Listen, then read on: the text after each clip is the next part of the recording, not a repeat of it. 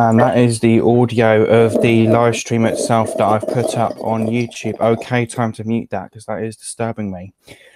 Right, where am I? Google Hangouts, there we go. Hello everybody, this is the PitchSkullBlack 20th birthday live stream of ultimate uncoordination and discombobulation. Right, just a big mad live stream today.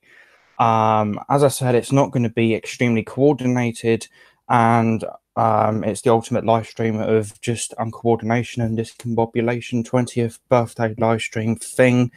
I'm rambling.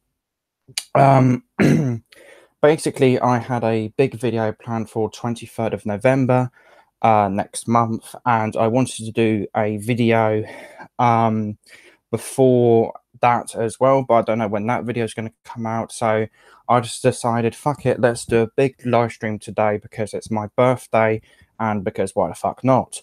So I'm just doing this big crazy all over the show sort of live stream today just because why the hell not.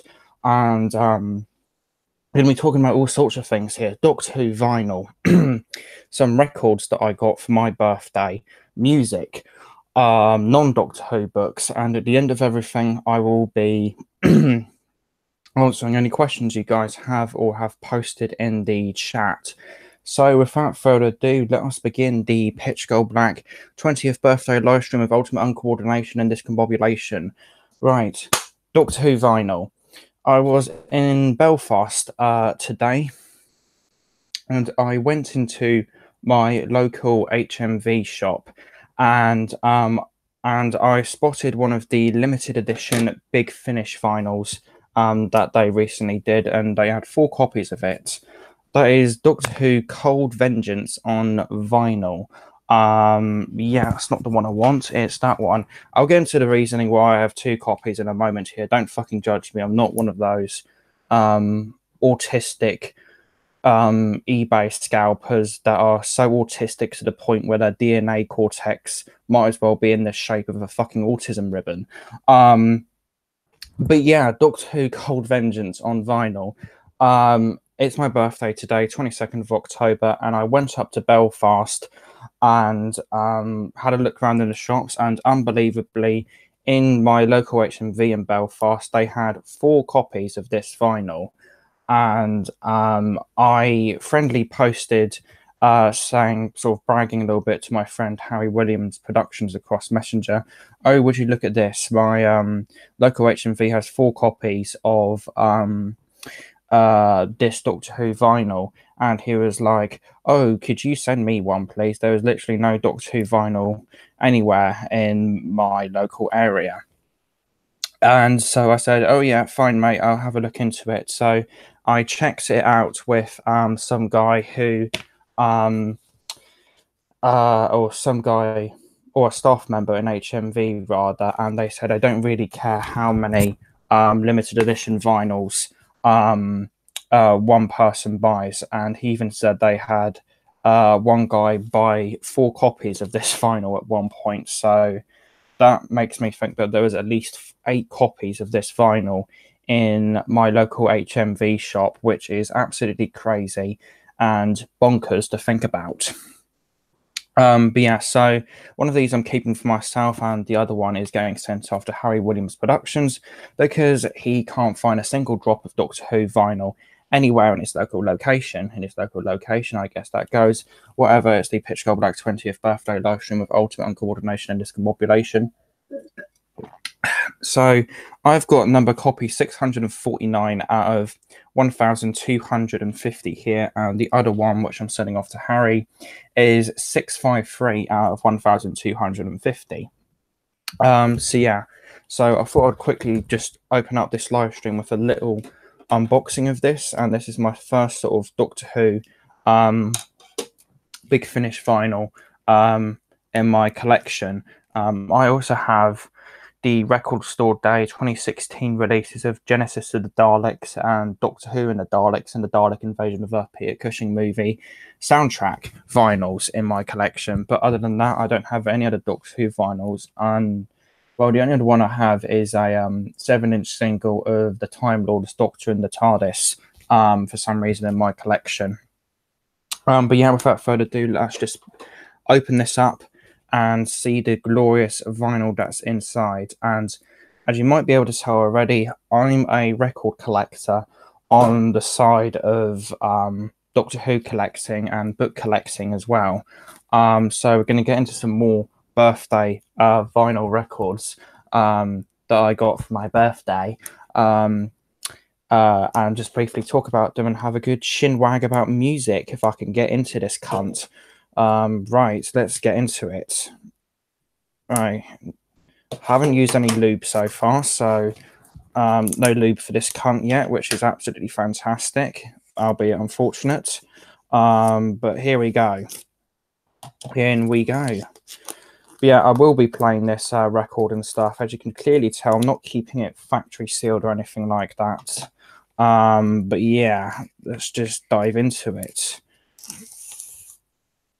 Oh, that was a nice bit of shrink wrap ASMR for you guys. But yeah, oh, there we go. Oh, and slip it off. Slip it off real good. Slowly but surely. And there we go. There is the shrink wrap off of it, and it's sticking to my arm for some reason, which is really bizarre. Could you get off my arm? Thank you. So yeah, here's a better look at the sort of cover for it itself. We've got Series 1 or Series 2 Rose, I think, with the 10th Doctor, David Tennant there, and a Ice Warrior at the front there, with Doctor Who, with BBC Doctor Who, a full cast audio drama starring David Tennant and Billie Piper.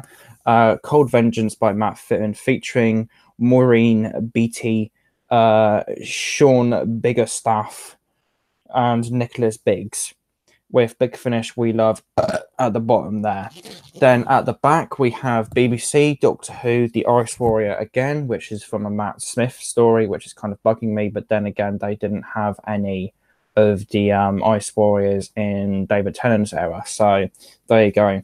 Big Finish Productions are audio productions are based on much-loved TV series like Doctor Who, Torchwood, Dark Shadows, Blake 7, The Avengers, The Prisoner, The Omega Factor, Terrorhawks, Captain Starlet, and Survivors, as well as classics such as H.G. Wells, Shakespeare, Sherlock Holmes, The Phantom of the Opera, and Dorian Gay, plus original creations such as Graceless, Charlotte Pollard, and The Adventures of Bernice Summerfield. Big Finish and some more sort of copyright guff there. Then the sort of synopsis here. Cold Vengeance by Matt Fitton, a full cast audio drama starring David Tennant and Billie Piper. The TARDIS arrives on Cold Star, a vast freezer satellite packed with supplies to feed a colony world. There are cracks in the ice, and something scuttles under the floors. Soon Rose and the Doctor encounter the robots, space pirates, and refuse collectors. As Cold Star tunnels begin to melt, an even greater threat stirs within. An old enemy of the Doctor puts a plan into action, a plan for retribution. Nobody's vengeance is colder than an Ice Warrior's. The cast: the Doctor, David Tennant, Rose Tyler, Billie Piper, Lord Haskell and Commander Slan, Nicholas Briggs, Lana by Kazan Joseph, Brona Volta, or Bronies Volta, Maureen Beattie, and Callum Voltage by Sean Biggerstaff, and management by Bert by Andrew Stewart Higgs. Other parts played by members of the cast, directed by Nicholas Briggs. And we got the vinyl itself, and which comes in this sort of nice sort of sleeve here, with sort of the cast and sort of, or not sorry, the cast, but production credits there, and a big picture of David Tennant looking handsome there. Production notes by Matt Fitton, Nicholas Briggs, and Jason Haig-Ellery. And I'm about to have a look at for the vinyl first time. I see it at my peripheral vision, and that is beautiful. So yeah, it's a emerald green colored vinyl that is translucent. And here it is here. So yeah, it's slightly marbled as well, ever so slightly, particularly on oh no, wow, it's actually, I don't know if you guys can see that, but it's very this side of the copy is very smudged from the manufacturers, unfortunately. Yeah, there's loads and loads of like dirt and smudges on my copy here. On side B, that is part 2 and sort of part 1 there, but it's still really nice to have. And yeah, just really nice to have. Nice thick 180 grams sort of emerald green vinyl that's got a lot of smudges and dirt on it, unfortunately. God, I hope Harry's copy is all right. But yeah, there is that, the sort of opening to this live stream, which was a nice sort of Cold Vengeance limited edition big finish vinyl that I will have interest in looking forward to. So yeah, I said, as I said previously, I am a record collector in my spare time, as well as a Doctor Who collector, YouTuber, and book collector. So I'm a busy motherfucker. And then also I'm a weird retard that dresses up in animal costumes as well for some reason. Then we have more sort of vinyl and stuff here, which I'm going to get into now. First up, we have the 2018 reissue of my favourite release from my favourite band of all time, and that is Pink Floyd's Pulse. This is the 4-disc vinyl box set of just ultimate heaviness from Pink Floyd of their 1995 live album Pulse. They released this only once back in the past, like when Pulse first came out in the 90s on a box set like this, but limited to only 1,000 copies, maybe 10,000, and it's never been reissued since. And this year it got reissued, and I got the reissue for my birthday. So yeah, people will probably think this is a bit of an odd release from Pink Floyd to have as your ultimate favorite, as it's a live album. But personally, for me, this is such an epic experiencing of all eras Pink Floyd, which is what makes it my favorite release by the band of all time. And some of the songs here are so different to the originals. Like, try and compare Another Brick in the Wall Part 2, the live version on here, to the original studio version. You won't be able to. They're pretty much completely different songs.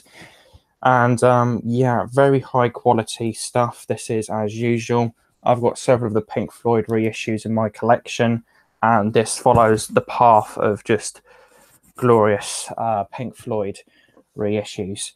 So yeah, absolutely fantastic sort of high quality stuff, and I will enjoy browsing and listening to this vinyl box set for many years to come, probably, because I have this album on digital and I have listened to it hundreds and hundreds and hundreds of times because it's so brilliant. But yeah, just really happy to finally have Pink Floyd Pulse on vinyl. And I listened to one side of this last night just to sort of wrap up the day, which was side 4. So the last side of the second disc, which contains High Hopes, Another Brick in the Wall Part 2, and One of These Days. So yeah, sound quality is absolutely fantastic, and I really enjoyed listening to it, and it was a really interesting version of One of These Days, definitely, which is quite possibly my favourite Pink Floyd song, not only because it's an absolute banger, but also because it covers the Doctor Who theme tune partway through it. So yeah, and this version of One of These Days I had never heard of before, as it was never included in the digital versions of Pulse. And I just absolutely loved it. It was a very different and sort of ethereal and even more spacier version of One of These Days. But yeah, absolutely fantastic. If you like Doctor Who and you like instrumental music, listen to One of These Days by Pink Floyd, any version, because it's a song where it starts off really sort of ambient and quiet, and then it sort of uses a actual cover of the Doctor Who theme tune. Bear in mind, this is a song from back in 1971 originally, to transition it into this sort of hard rock sort of banger, and it's absolutely fantastic. And I would highly recommend listening to it if you're a Doctor Who fan, because it's a really interesting and unique little thing, shall we say. But there we go. There was Pink Floyd Pulse 2018 vinyl set. As I said, favorite Pink Floyd release, and I just look forward so much to listening to this. And as you can see, it's absolutely heavy. My hand is even struggling to hold it up. It's really, really, really, really freaking heavy.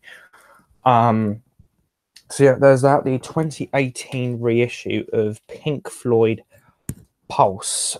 Then we have another record that I got for my birthday. That is the Roger Waters solo album, Amused to Death, which is by far and beyond one of my favorite albums of all time. Like, Roger Waters, even outside of Pink Floyd, has this knack for creating absolutely amazing and complex instrumentation, as well as some of the most thought-provoking and unbelievable and imaginative lyrics that I've ever heard, such as the track on near the end of side B, Too Much Rope. Give any one species too much rope and they'll fuck it up. That's an actual lyric from this album. And just take a minute just to think of the implications of that. Give any one species too much rope and they'll fuck it up. Like, how thought-provoking of a lyric can you get? It's absolutely fantastic. And I listened to this record last night. Yes, I opened my presents last night. Deal with it. And the sound quality is absolutely fantastic.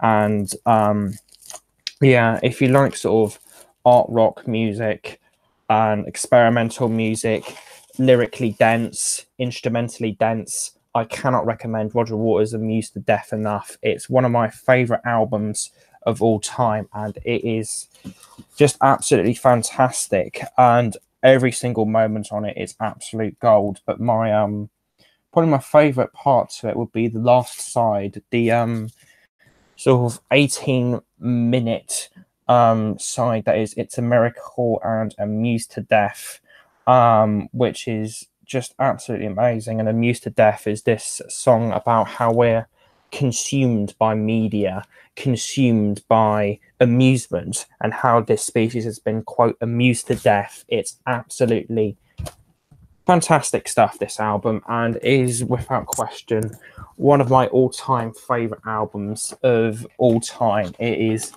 absolutely fantastic stuff.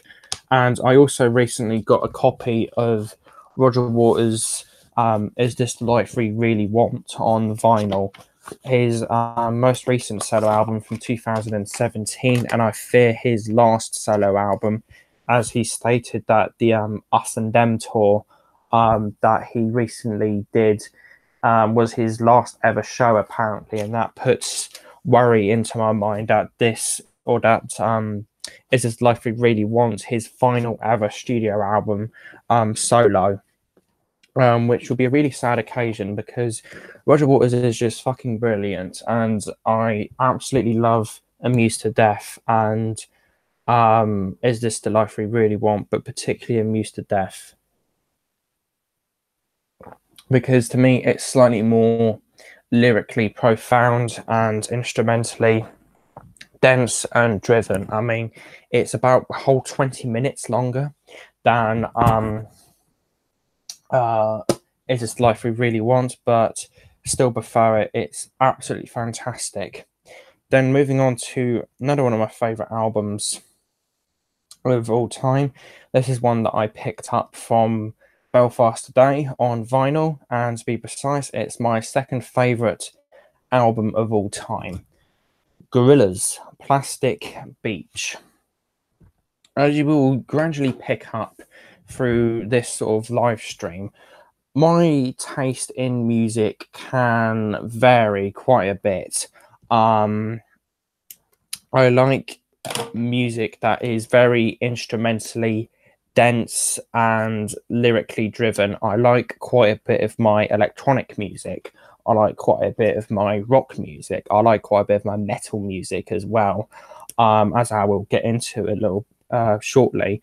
But yeah, Gorillaz Plastic Beach is a near 1 hour musical odyssey that has an absolutely fantastic equilibrium of both really good lyrics and amazing instrumentation, such as the combination of orchestral intro and Welcome to the World of Plastic Beach will never fail to get me to dance. It's absolutely fantastic stuff, and it would be even more fantastic if I could get into this fucking package.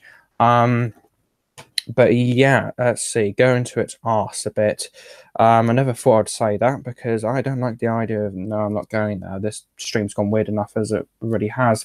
But yeah, let's try and get into this and take a look at the interior of this glorious album that is Gorillaz Plastic Beach. More cellophane ASMR.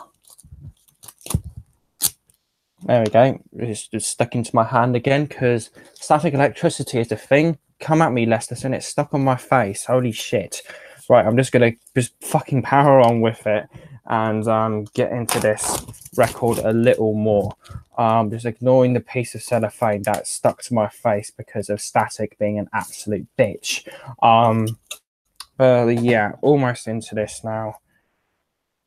Oh, yeah, I've listened, as with Pink Floyd Pulse, I have listened to it this digitally on CD before and on YouTube, and I never listened to the vinyl. This is my first sort of vinyl copy of it. But yeah, here we are. We're into it now. No, not quite, actually. I tell a porky pie. There we go. Hopefully that will get me into it. Yay, it's got me into it, and that's off my face at last.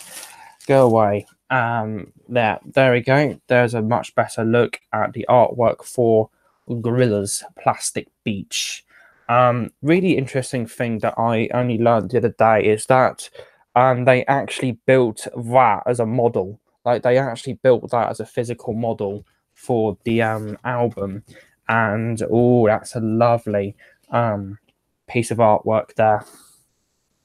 So yeah, Gorillaz is a really interesting band and isn't even really a proper band, so to speak. It's what is called a digital band, where Damon Albarn of Blur fame does most of the musical instrumentation and gets a whole bunch of sort of co-features like the rap group De La Soul onto some of the tracks, and they sort of help out with some of the songs on it as well. Like one of the most notable contributions to the Gorillaz discography is whatchamacallit, Feel Good Inc., which is one of the most famous songs of the 2000s, I think. And it's very hard not to like Feel Good Inc., I would say. And the Magic Mike parody that there was recently on that channel was absolutely hilarious. And I gotta love this picture of the cartoon character 2D holding his signed copy of Hunky Dory by David Bowie, even though I don't like David Bowie at all. Controversial, I know, come at me, haters. But yeah, as I said, they're not really a band per se, and instead of having like an actual band on display, they use these cartoon characters by the name of 2D, Murdoch, Noodle, Russell, Noodle, and Murdoch, the little green guy, instead of an actual band. And apparently, from what I've heard, the reason why that Damon Albarn originally did that was to commentate on the lack of substance that the music industry had at the time when he founded Gorillaz early on in the 2000s. But yeah, as I said, this is my all-time favorite, or my second favorite album of all time. And there's Murdoch there. But yeah, absolutely fantastic album. Would highly recommend it if you haven't listened to it yet. It's just absolutely fantastic. And considering I've been talking about my second favorite album of all time, I might as well move on to my favorite album of all time. So give me one moment here. Right, let's have a look here. My favourite album of all time is Jeff Wayne's musical adaptation of The War of the Worlds, based off of the novel by H.G. Wells. I have this, which is a Irish pressing of the vinyl, which I'll show in a moment. I have a 2 CD special edition of the album with 4 bonus remixes at the end of the second disc, which I haven't listened to yet. And then today I picked up War of the Worlds live on stage, which is a 2006 performance on the 25th of April of it. So yes, this is my favorite album of all time. And as I said on my Gorillaz entry, my favorite kind of music is instrumentally dense and lyrically dense and thought-provoking. And this has some of the absolute best lyrics I've ever heard in music. The track Spirit of Man. If one man can stand up for us all, there must be some hope for us all, somewhere in the spirit of man. And then on the track, a couple tracks after that, or a couple tracks time after that, on the track Brave New World, there's this gem. Take a look around you at the world we've come to know. Does it seem to be much more than a crazy circus show? But maybe from the madness, something beautiful will grow. And I think that's a lyric that will become pretty relevant these days, or I feel is pretty relevant with these days, with how fucked up the internet age is, and who's in power of America, Donald Trump. But yeah, this is an absolute masterpiece of an album. It's 80 minutes of just absolute glorious music, and it's musically complicated with some of the compositions, lyrically complicated as well with some of the lyrics and the concepts that it throws out at you, and it is just absolutely fantastic. And I got this vinyl copy for £10 in a record shop. As I said, it was an Irish pressing, and it sounds absolutely fantastic, as I said, and it comes with this enormous booklet as well. So you've got a reproduction of the cover art there. Then we have lyrics with a picture from Horsell Common, where the I think the cylinders land. Yeah, when the cylinders first land. Then we've got the Massacre of Mankind lyric from the nearing the end of disc 1. As you can see, artwork is just absolutely phenomenal. Then we have the most quite a striking image now. Thunderchild versus the tripods. Then we have Red Weed taking over London. Then we have the parson being a religious nut. Not saying that religion is bad, but if you've listened to this, you'll know what I mean with that guy being a fucking lunatic. And then you've got I'm trying to think what his name was. The guy that goes crazy in Brave New World. This is sort of a painting of one of his visions of the Brave New World that there was. And then here at the very end, we've got my favourite image from all of this. The devastated London with all of the dead tripods and or aliens, just in complete ruin, with a crow eating the brains of the tripod there. And then at the back there we've got a nice sort of picture of the cast and who works on this glorious masterpiece. But yeah, there was that. That was the musical version of H.G. Wells's The War of the Worlds. No, Jeff Wayne's War of the Worlds, which is my favorite album of all time. I could listen to it easily all in one go, despite it nearly being 90 minutes, I think. I think it's about 40 to 45 minutes per disc, but I still just love this album to absolute pieces. And if you haven't listened to this glorious album yet, I would strongly urge you to. And yeah, interestingly, and as I said, I love dense music with regards to instrumentation and complex lyrics, and that will sort of lead us quite nicely into me talking about what is my favorite song of all time. As I said, I have quite a wide, diverse taste in music. As I said, electronica, rock, art rock, lyrically dense music, instrumentally dense music. And my favorite song of all time has to come from this.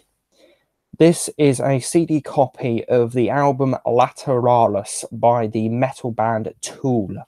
My favorite song on this being which, and my favorite song of all time being the title track Lateralis.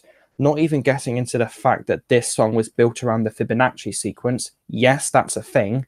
The lyrics to this is just out of this world.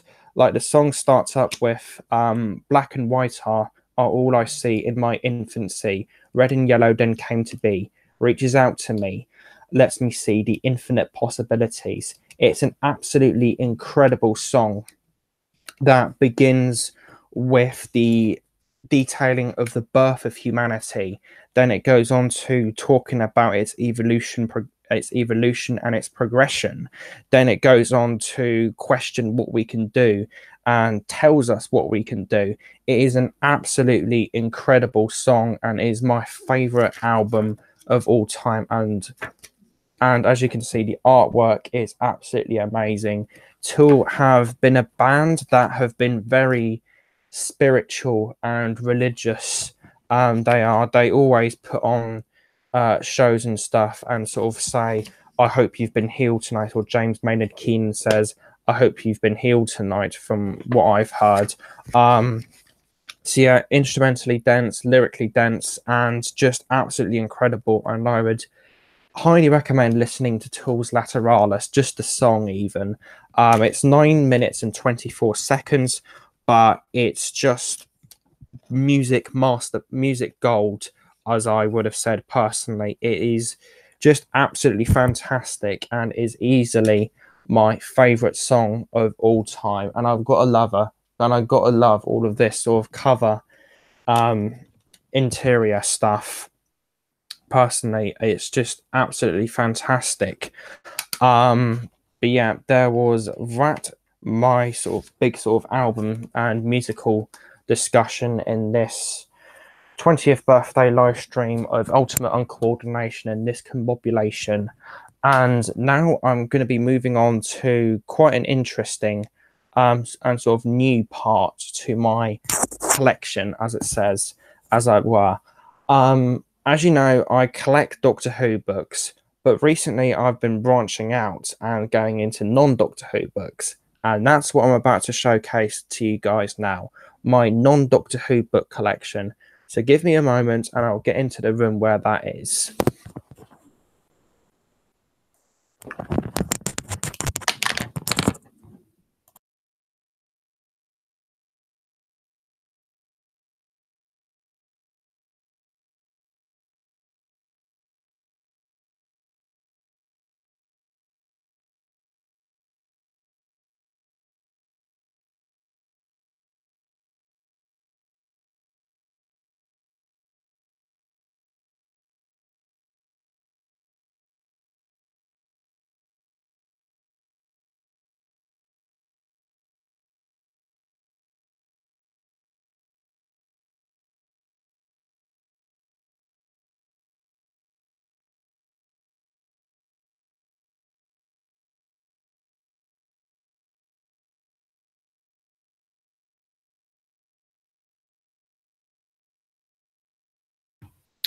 Right, so here we go. We're into my other room now for sort of collections and stuff. This sort of top shelf here was where I used to keep my new series Doctor Who books. But I sort of realised I'm getting into non-Doctor Who books now, and I am not really reading the new series books anymore. I might as well clear out the shelf of the new series books, put them in storage so they're up in my attic because I'm not really reading them anymore, and neither do I want to throw them away or sell them, as I still want them in my collection. So I cleared that shelf out and sort of made space for this sort of small collection I have going of non-Doctor Who books.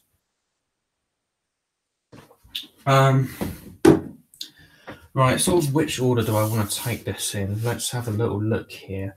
A lot of these books here I've just sort of picked up for good prices, as I was sort of generally interested in reading them. So without further ado, let's just get into them. So starting off, we have a nice hardback edition of The Man in the High Castle by Philip K. Dick. I haven't read this one yet, and a lot of these I haven't read yet, but there is a lot in here that I am interested in reading, and I will get around to eventually. So I may not have a lot to talk about with regards to this collection. But yeah, starting off with that nice hardback edition of The Man in the High Castle by Philip K. Dick. Then we have Do Androids Dream of Electric Sheep, or as you would more commonly know it, Blade Runner. This is a novel that was released in the late 1950s, maybe early 60s, called Do Androids Dream of Electric Sheep, and eventually it was adapted and made into a movie which we would know as Blade Runner back in the 1980s. And this is that novel. So yeah, this was the start of my non-Doctor Who book collection. I was on holiday over in England, and I saw this in a bookshop, which is the same one where I got my Doctor Who copies of The Wheel of Ice and Illegal Alien. I also have Illegal Alien being the Monster Collection reprints, and I got this in there as I was really interested in reading the book, not because the original movie is one of my favorite movies of all time, but because the soundtrack to it is really good, and the sequel to it, Blade Runner 2049, as well as the soundtrack to that movie, is just absolutely fantastic. And Blade Runner 2049 is one of my favorite movies of all time. Like, it's nearly 3 hours long, and I can put it on and feel like only like half an hour has gone past. It just goes by so fucking quick, and it is so absolutely brilliant. And that just made me really interested to read the sort of origins of one of my favorite novels of all time, and that is this one, Blade Runner by Philip K. Dick, or Do Androids Dream of Electric Sheep. Then we have quite a few more Philip K. Dick books here.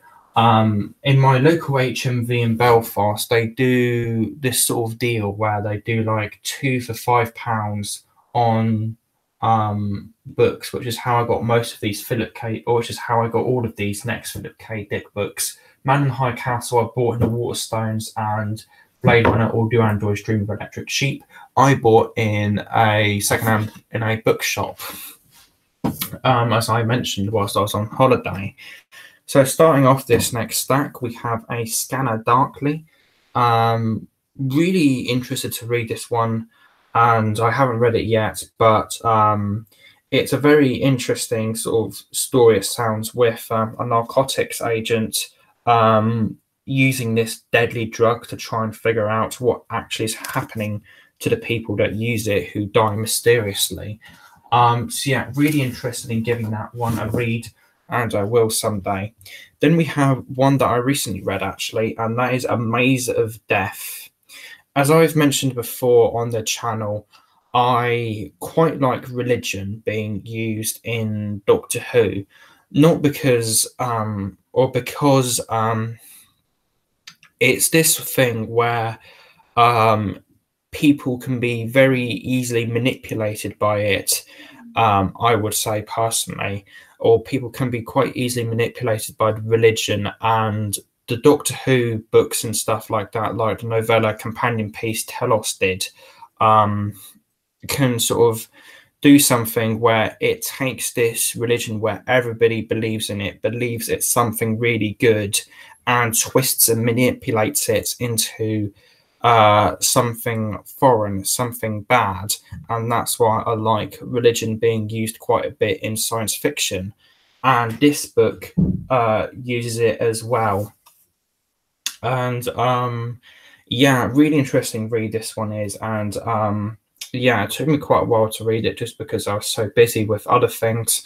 But yeah, I really like this book personally, and I'm probably losing a few viewers just because I'm speaking badly about religion. But then again, I find it quite hard to articulate points ad-libbed unless I have like a script right in front of me, which is why I use scripts that are literally paragraphically written and like written like a little essay instead of like bullet point stuff, because I find it much easier to articulate and speak about a certain point when it's written like that. Like the way Dr. Forever did his YouTube reviews was he just spewed out a big bullet list of points he had about the whatever he was reviewing, and sort of built his review upon ad libs along those. Personally, I can't do that. It has to be like a fully fledged, paragraphically essay type written script, I would say personally. But yeah, I'm rambling. This is quite a good book, and I will come back to it later on. I wish I had read it a bit quicker. But yeah, still fantastic book, and I really do like that one. If you like science fiction blended with religion, as I do, I would highly recommend that book. Then we have Ubik, which is another one of the most popular Philip K. Dick books. Haven't read this one yet, but I will do so someday. Then we have Valis, one that sounds really good in my opinion. It began with a blinding light, a divine revelation from a mysterious intelligence that called itself Valis, brackets, fast activating living intelligence system, and with that the fabric of reality was torn apart and laid bare so that anything seemed possible, but nothing seemed quite right. It was madness, pure and simple, but what if it were true? It sort of goes along the lines of the Mind Robber a little bit from Doctor Who, just by reading that synopsis, I would have said. But yeah, really interested in giving this one a read, and it's just going to be really interesting to read, I would have said. And my last Philip K. Dick book is The Penultimate Truth. Yeah, another one that sounds really good. World War III is raging, or so the millions of people crowded in the underground tanks believe. For 15 years. I've just noticed that there's actually a typo on the back of the book. Can you see that? I think that's meant to be 15, but they put 15, so they missed a second F in 15, which is really bizarre. So for 15 years, subterranean humanity has been fed on daily broadcasts of a never-ending nuclear destruction, sustained by a belief in the all-powerful protector. But up on Earth's surface, a different kind of reality reigns. East and West are at peace, and across the planet, an elite corps of expert hoaxers preserve the lie. So it sounds a bit like political corruption and stuff like that. It's going to be interesting to read that one, I would have said.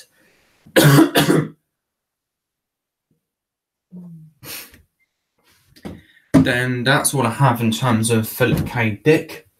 We then go on to another SF Masterworks book that I picked up in the charity shop because it sounded good to me, and it was only £2, so I thought, why not? That is Arthur C. Clarke's The City and the Stars, an author I had never heard of until I had picked up this book. But it sounds absolutely fantastic in my personal opinion. and it's going to be really interesting. I've heard that this isn't his best book, but it's going to be interesting to give it a read eventually, and I think it might be connected to some other books, but I'm not 100% sure about that. Then we have 5 little books that I bought off of nostalgia's sake. I remember reading these particular books, or a certain 2 of these particular books, when I was a lot younger, and I thought, I'm getting into non-Doctor Who books now, I might as well go back and visit these books, and I have read one of them, which I'll get into, and it's absolutely fantastic. What these are Anthony Horowitz sort of horror story, short story books. Basically, in each one of these little thin books is about 2 or 3 short stories, and I read one of these, which I'll get to at the end. Quite recently, and in a space of only about 45 minutes when I was waiting for a taxi to work, as I'm a poor soul that can't drive yet. But yeah, I sort of picked these up off of nostalgia's sake, and I managed to get 5 out of the 6 that there are for all £1 at one point. So we have, starting up, Burnt. Haven't read this one yet, but I am interested in giving it a go, I would say, personally. Then we have Scared. Again, haven't read it. Then we actually have the one that I remember from my childhood. I remember having this exact book in my childhood, and I remember reading the 2 stories out of it. The Man with the Yellow Face and The Nightburst. There's actually, and also the Hitchhiker in it as well, isn't it? I remember reading all 3 of those stories when I was a lot younger, and yeah, this is a book from my childhood, and it's sort of interesting to go back and revisit sort of what is, and it will be sort of interesting to go back and read what is a very nostalgic book for me, as I had that book when I was a child. Then we have The Phone Goes Dead. Haven't read it yet. Then we had the one that I most recently read, Twist Cottage, which contains 2 short stories in it, Twist Cottage and Harriet's Horrible Dream, both of which are absolutely fantastic, but it's Twist Cottage that I personally just absolutely love. It's an absolutely incredible short story, in my opinion. All the previous owners of Twist Cottage have died in mysterious circumstances. Surely a coincidence, Ben thinks, but is it? Absolutely fantastic short story, and is phenomenal. Absolutely phenomenal, in my opinion. Next up, riffing on the War of the Worlds, Jeff Wayne's The War of the Worlds from earlier. We actually have some H.G. Wells books. Next up, we have, I'll start off with this one. We have this weird American release that I found in a charity shop, which is of The Time Machine and the War of the Worlds. Haven't read this one yet, but I am interested in looking forward to reading this book eventually, particularly The War of the Worlds, as I absolutely love the musical Jeff Wayne did of it, as I mentioned previously in this video. And then we have 2 copies of The Invisible Man. Now, this is interesting. We have this copy, which is a Penguins classic release of H.G. Wells's The Invisible Man. And I actually nearly picked up a French copy of The Invisible Man when I was on holiday in Paris recently for only €3, which I really should have done, as it had been really interesting for my collection. But then, this is the interesting one. We then have this, which I found in a charity shop in Belfast today. This, unbelievably, which I got for only £2, don't know if you guys can see this, but this is the 21st impression of the book, which is in that special, from all the way back in 19...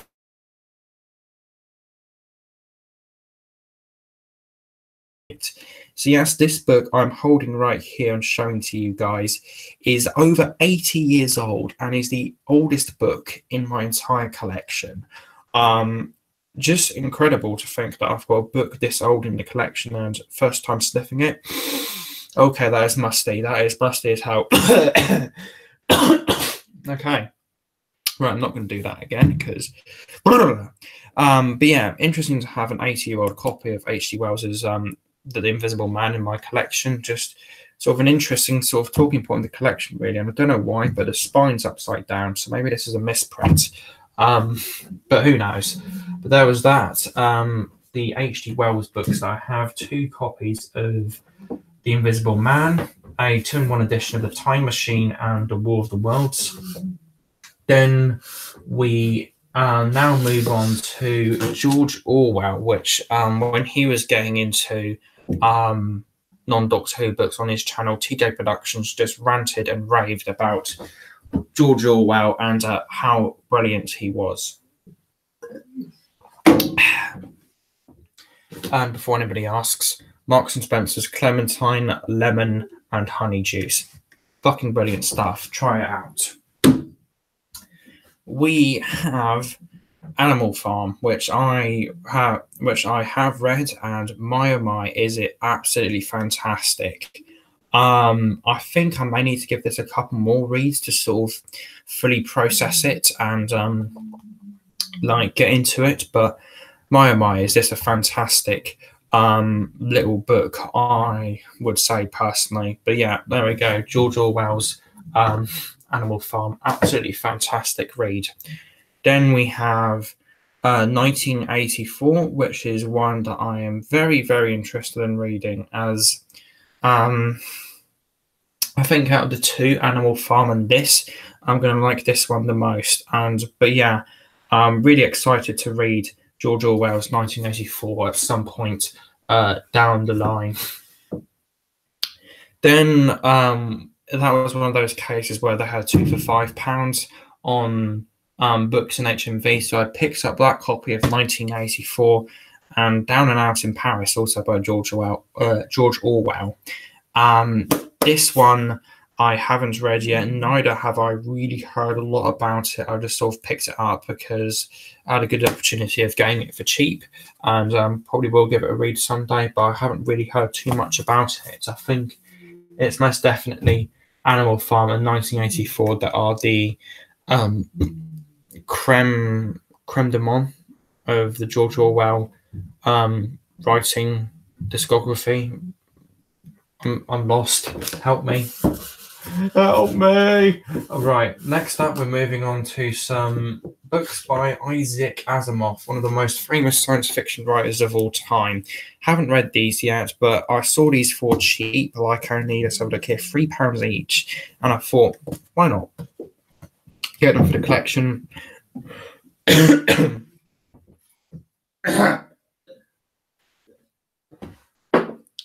Just sort of generally interested in reading them, and I will get around to reading them someday. We have I, Robot, which is a classic collection of the robot stories that he did. Robbie, Run Around, Reason, Catch That Rabbit, Lion, Little Lost Robot, Escape, Evidence, The Inevitable Conflict. But yeah, I'm assuming Dr. Fox can relate quite a bit to Catch That Rabbit, but from what I've heard, he recommended me not to try Rabbit Stew because apparently it's a bit hairy. But yeah, this should be an interesting read, and yeah, it's definitely going to be an interesting read to read all of these little short robot stories. He did. Haven't read any of these yet. Then we have the beginning of the Foundation trilogy, which is his like magnum opus from what I've heard. And there's a 4th one to this, and I don't have that yet. But we have Foundation and Empire, and then Second Foundation. All of these covers of which connect to one another, which is pretty goddamn cool. So let me just show this here, and I dropped Second Foundation, get back here, scrawny little scrap. But yeah, as you might be able to see, these covers sort of connect to one another, which is really, really cool. So there's Foundation, and Empire. Then there's Foundation and Empire, and Second foundation, if I can get it sort of precisely fit in. There we go. But yeah, haven't read these yet, but it's definitely going to be interesting whenever I get around to reading these books. Next up, we have a single book from, let's have a look here, Neil Gaiman, which I found in a charity shop, or no, actually. We have big paperback edition of American Gods. At the petrol stations where I live, sometimes in like these sort of shops you get next to the petrol stations, the Spars and the Maces and stuff like that, you get little boxes of sort of charity money and boxes full of books. And the idea is you place in how much money you want in the charity box and you buy a book. That's how I got this, which is a really interesting and bizarre story. But yeah, should be an interesting read when I get around to it. It's a thick book. It's almost as thick as me. But yeah, going to be interesting to read this when I get around to it eventually. Then we have 6 books from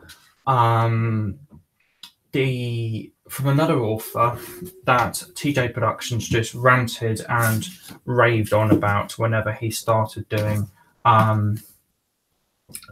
non-Doctor Who book reviews and stuff like that. And that is Stephen King. And I do have quite a bit of Stephen King here. 6 books in total.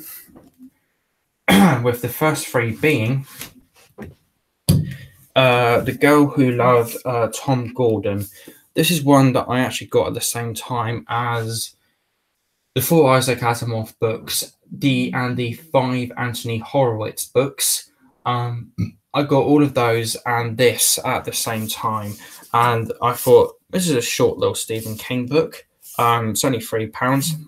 Might as well buy it. Could be good. So I did, and it's in my collection.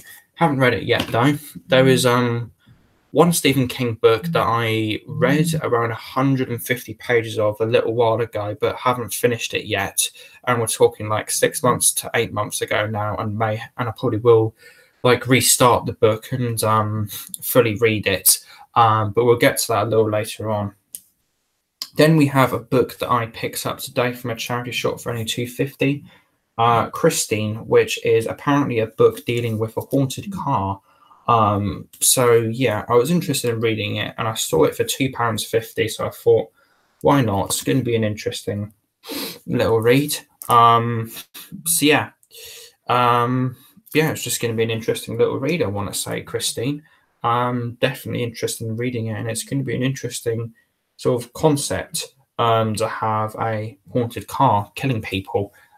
Just really curious about reading that one. Actually, it has a little bit of a tear on the cover, as you can see there, but I'm not too bothered. I got that for £2.50. I'm not complaining in the slightest. Then we have one that I got in another charity shop, and I thought, oh, this is another one that's in there for cheap. I got this for £2, and so I might as well get it. This is the only Stephen King collection book that I have. That is Skeleton Crew, which contains novellas and short stories in it, and even has, if I can find it, see here. The first story in it is The Mist, which eventually got turned into a movie, directed by M. Night Shyamalan, I want to say, for some reason, but I have no idea why. But yeah, there we go. Stephen King's Skeleton Crew.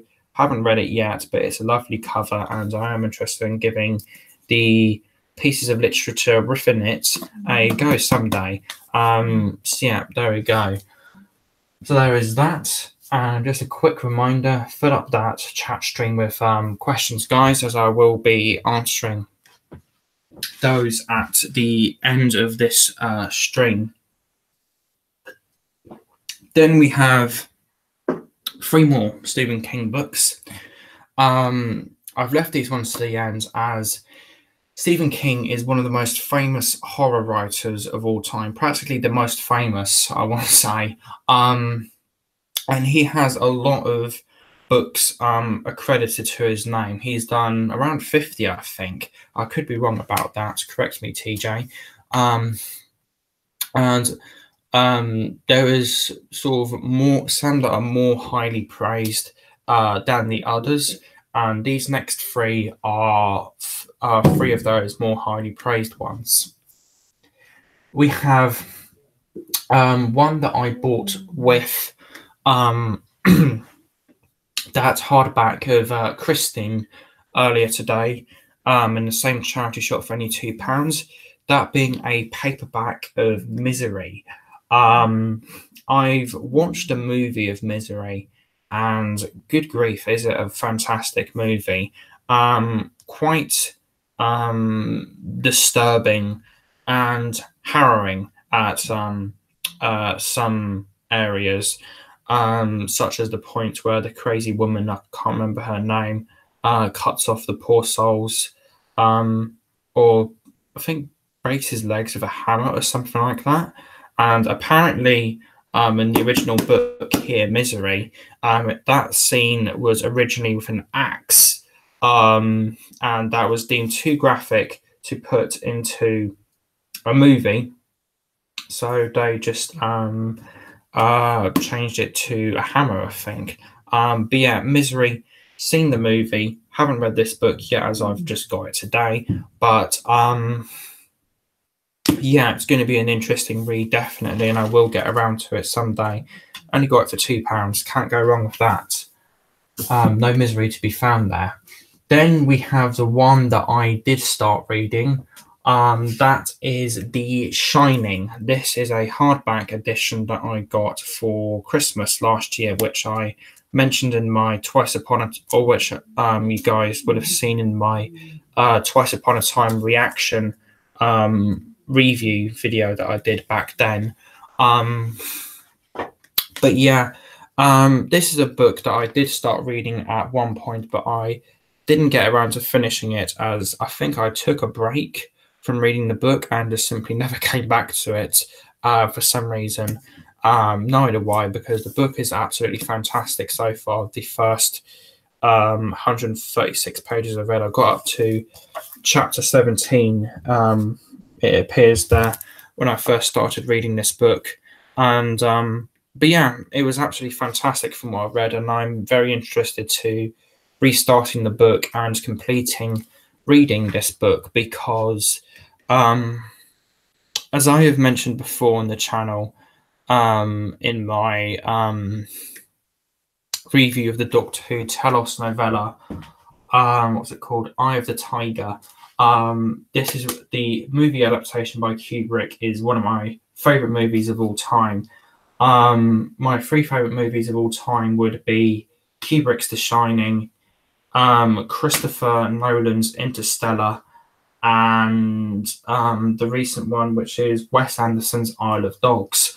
I'm not too much a fan of like animation stuff like that. I'm not really a fan of sort of Disney and stuff like that, because the sort of humor levels that there are isn't really for me. But Isle of Dogs is quite different, which is why I like it as an animated movie, or which is why I like it even though it's an animated movie.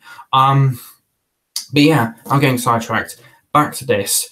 The Shining movie by Kubrick is one of my favorite movies of all time. I've seen it 3 times now, and back in Halloween of 2017, a cinema near me actually screened it for that day, and I took a friend who had never seen The Shining, the movie, never heard about it, didn't see a single scene of it on YouTube apart from Here's Johnny, and just didn't know what I was getting into, and I took him along to the movie, and it was fucking amazing to see some of his reactions to the scenes. It was absolutely brilliant, particularly the one where the naked, decaying, zombified woman steps out of the shower, and that really weird what looked like a furry blowjob scene at the end of the movie.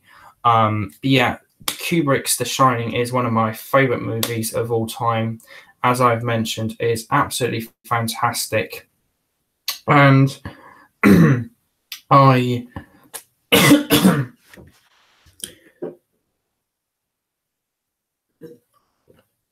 and what I was going to say, I really like how it's left up to the imagination of, is it the Torrance family's insanity that they have gotten from the isolation causing all of these hallucinations, or is it the hauntings of the Overlook Hotel?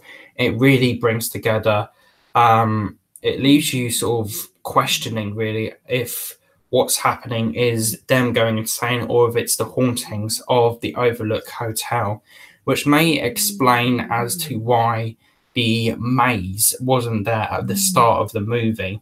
There's this massive continuity mistake in the movie where there's like this massive helicopter shot at the beginning of the movie going to the Overlook Hotel, and out front of the Overlook Hotel is just snow and stuff. However, at the end of the movie, for some reason, there's a big frickin' maze, and it's been deemed a continuity mistake by many people from Kubrick, from Kubrick's part. But to me, it may play into the ideas of them going insane. Is it a Torrance family hallucination? So what I'm trying to say, it may not be a continuity mistake, but the hedge maze itself is in fact a hallucination by them, and them going through the maze and that whole scene is one massive hallucination, and which I can't really confirm because the movie is so laden and riddled with mysteries. Like, don't even get me started on why the fuck Jack Nicholson, I can't remember his actual name, is in the photograph at the end of the movie. But yeah, Stephen King's The Shining, or Kubrick's The Shining movie, is one of my favourite movies of all time. I have seen it 3 times now, and one time was actually at the beginning of January last year. And got to be really careful here with how I say this because of how pathetic the internet is. But I watched it with my auntie and uncle, believe it or not. And I remember my auntie being really shocked by the scene of she's a N-word cook. An N-word? Yeah, really interesting stuff that was to watch the movie with my auntie and uncle, which I actually did. Then we have the final Stephen King book that I have in my collection. Unbelievably, I found this for £2, and Jesus Christ, is it going to take me a while to read. This thing is nearly 1,200 pages, and it is The Beast That Is It. Yes, It and The Stined. Rolling with it. The Stined are King's 2 most praised books. The Stined, or The Stand rather, as it should be, it is another book that I would love to get and someday and eventually read it. This is a copy of the book that I found in a charity shop for only £2. I haven't seen either of the movies, but I am still really interested in giving this a book a read and just seeing how it goes goes down someday. Yeah, it's going to take me a while as I'm not the fastest reader in the world. Like, I'm currently reading Doctor Who The Wheel of Ice, and that's taken me about 2 weeks so far, and I'm only on page 150 or something like that. But yeah, really interested in giving this book a read, and that was my non-Doctor Who book collection, as well as a big sort of topical discussion on all things sort of music and albums and some of my favorite songs and albums of all time. But yeah, as I did mention, Tool's Lateralis is my second favorite, or it's my favorite song of all time, but my second favorite one would be Black Sabbath's Paranoid. But yeah, I'm going to move back into my room now. Then I'm going to check out the stream chat just to see if there's anything interesting happening in it. So back with you guys in a moment.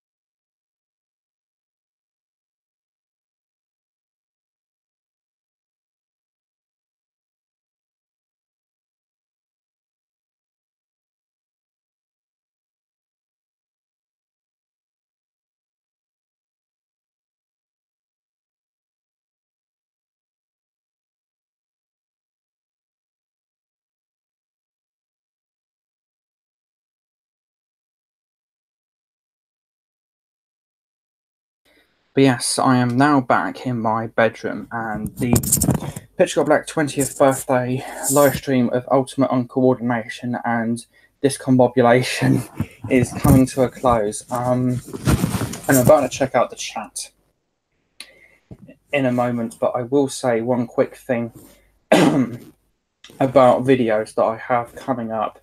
I will be doing a big 23rd of November video that I've got planned. Pretty much all of it's been recorded apart from a intro and an outro. And I just haven't started editing it yet, but that's definitely coming soon. And yeah, just stay forward and look forward to those or to that video. And before that, I will try and get out another video called The Return, The Look Back, The Look Forward, The New, or something like that, which will basically detail all of the sort of directions my channel is sort of going, and the new series I will be doing on the channel.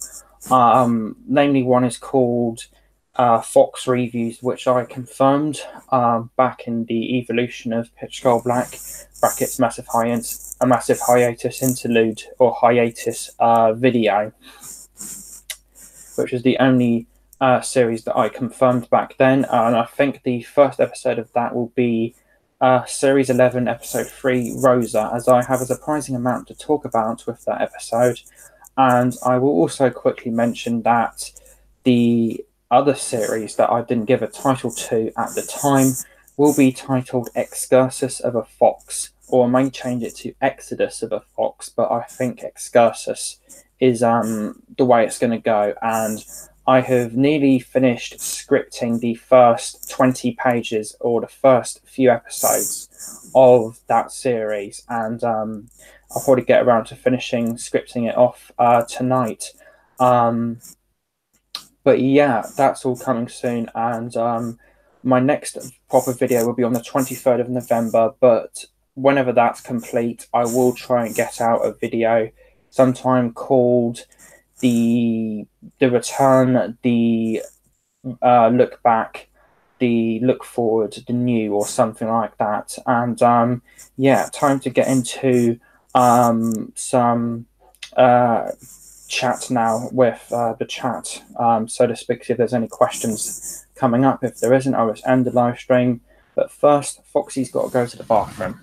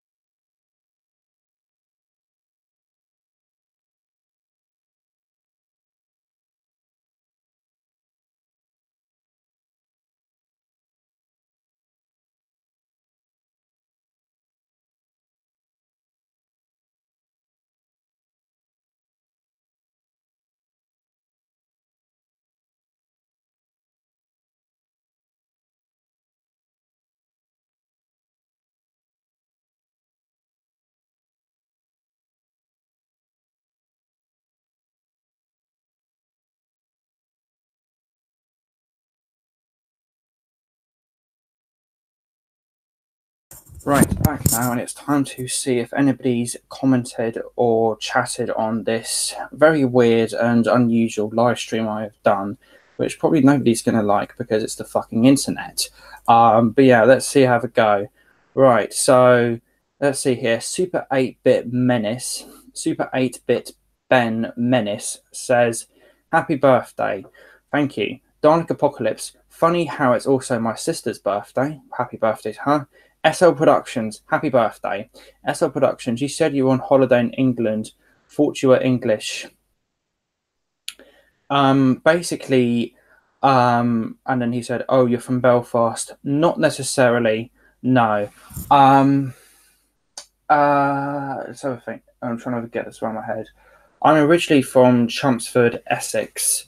And is my microphone unmuted? Yes, I'm muted. Good. I'm originally from Chelmsford, Essex, and my dad's originally from Brentwood, Essex. My mum, however, is originally from Belfast, so there's a bit of a divide in terms of the family members as to who's over here and who's over there. So I came back over here almost 10 years, over 10 years ago now. So I've been living here ever since. It's an absolutely wonderful place to live. And yeah, I am English, but I live in or near Belfast, in a small seaside town, 45 minutes away from it. Then Harry Williams Production said, Good afternoon. Good afternoon to you too, mate. Happy 20th birthday live stream of ultimate uncoordination in discombobulation. Dalek Apocalypse. Oh God, I love robots. Dalek Apocalypse. I think I have a lot of Stephen King books and some of the movies. And then I've also watched Misery and I fucking love it. But yeah, Misery is a fantastic movie. I'd agree with it. I have both of the movies of it and I'm planning to watch them both this mouth.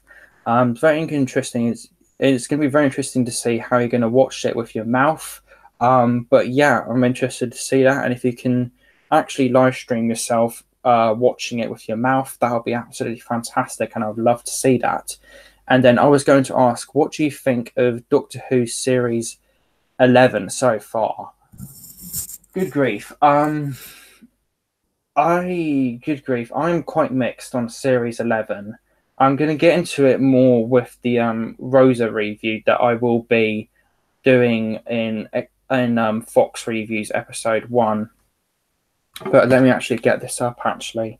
As I was in conversation with Harry Williams Productions about it over Messenger. So let's have a look here. Let's have a quick squeeze up here. But when I forgot one birthday present as well, but I'm not going to show that because I'm wrapping up this live stream as I want to finish scripting Excursus of the Fox. Oh yeah, here's the message. So right, so it was Friday some time ago, or Friday just gone, and then there's a little exchange between us.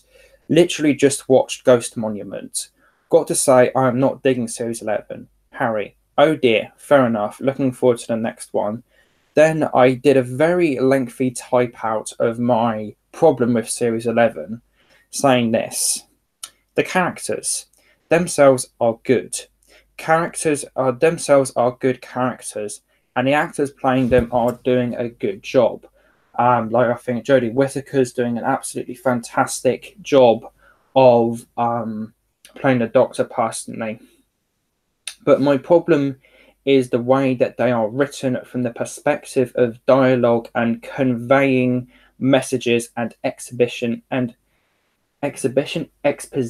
to the viewer. A lot of the time, I feel they are treating us like retards that can't understand a single thing and need everything explained. I.e., Doctor, there's scorch marks on the wall. A line of dialogue from a character within a shot of the same character looking at what obviously scorch marks on the wall, of which are visible in said shot.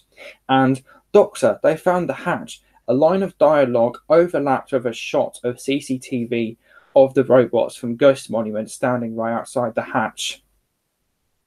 I think personally that both plots of both episodes, because at that point I had only watched The Woman Who Fell to Earth and Ghost Monument, have been good.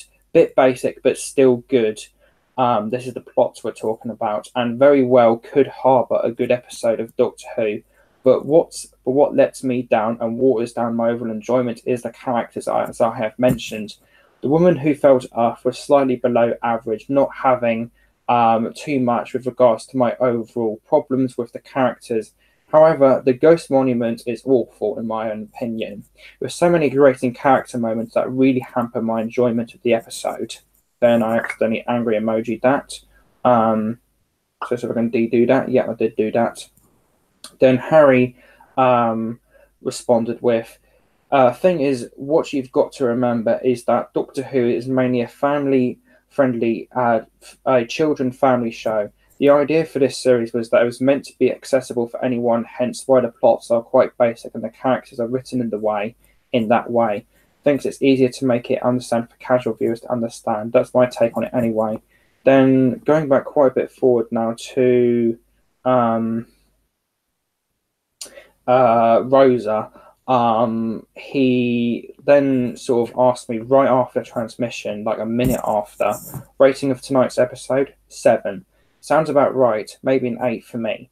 I'll get into it more later on in the video, but the whole approach the characters, the main 5, had towards the situation bogged down the various serious subject matter down. It felt like an odd limbo of serious subject matter like Turn Left and a more light-hearted take on an educational 60s historical for me. I see what you mean. Thankfully, the serious subject matter didn't make the story boring if it gets needed in those light moments in between needed. Blah, blah, blah, blah. I admire that the... let's have a look here. I still have the point you made on my mind when thinking about it, how Doctor Who is being aimed to a more family-friendly audience, blah, blah, blah, blah, blah. For me, New Who hasn't always been like this, as episodes like Blink, Turn Left and Heaven Sent have felt very serious and even classic Who at points. I guess, Harry says, fans who've been with it for years might feel a little alienated on this new take for the programme, but I admire Chibnall for taking this direction, getting it back into the public eye,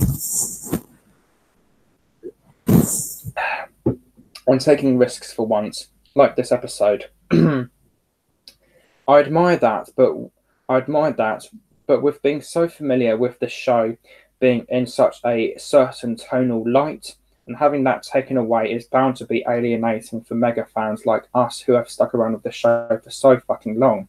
Heck, I've been with it most of my life, around 13 and a half years by this point. Then, after a few more messages from Harry, I then sent, Stephen Moffat fucked the show so long and hard. Chibnall has more than enough reasons and rights to experiment and to dig it out of the seemingly bottomless toilet bowl Moffat put it in. But yeah, I'm going to get much more into it in another video, namely the first Fox Reviews episode. But so far, I am very mixed on Series 11. Rosa is the best episode by far, and I am going to be reviewing it sometime soon. And Boxing Champion said, happy birthday from London. Not quite sure when I'll be reviewing Rosa, but that's definitely sometime down the line, as I really need to sort of filter and process it. Like, I really like the subject matter of it, and I like how it's sort of going back to 60s era Doctor Who a bit, but yeah, it's just going to be a really sort of big video, as it were, sort of talking about my thoughts on the episode and the series so far. But yeah, I don't think I've got really much more to say. That was the PitchSkullBlack 20th birthday live stream of ultimate uncoordination and discombobulation. Select photo on Skype. I hope you guys enjoyed this really weird and unusual live stream, and I will get back to you guys sometime soon, hopefully for the return, the look back, the look forward, the new video, which I will try and get out as soon as I can after I finished working on my proper hiatus return video, that being the video I'm going to be releasing on the 23rd of November, which I won't say anything on because it's going to be one hell of a video. And for people who are watching this right now, you are not going to want to miss the last 20 minutes of this video on the 23rd of November, because it will blow your socks off. Quite frankly, one of the absolute best Doctor Who book bargains I have ever gotten. Like, something that is practically unheard of in today's society happened to me. Or in today's society, what am I talking about? I'm not a fucking politician, but something that's truly unbelievable and unheard of realistically with whatchamacallit, Doctor Who collecting these days, a bargain that is just so unbelievably out of this world, and everything will make much more sense whenever that massive video would be released. And I say massive because it's going to be my longest video to date, nearly 4 hours, I want to say. So stay tuned for that, guys. I'm off to listen to Iron Maiden and possibly script more of Fox reviews. So yeah, it's like, fair, comment, subscribe. I hope you guys enjoyed the PitchSkullBlack 20th birthday live stream of ultimate uncoordination and discombobulation, and PitchSkullBlack dematerializing. Goodbye.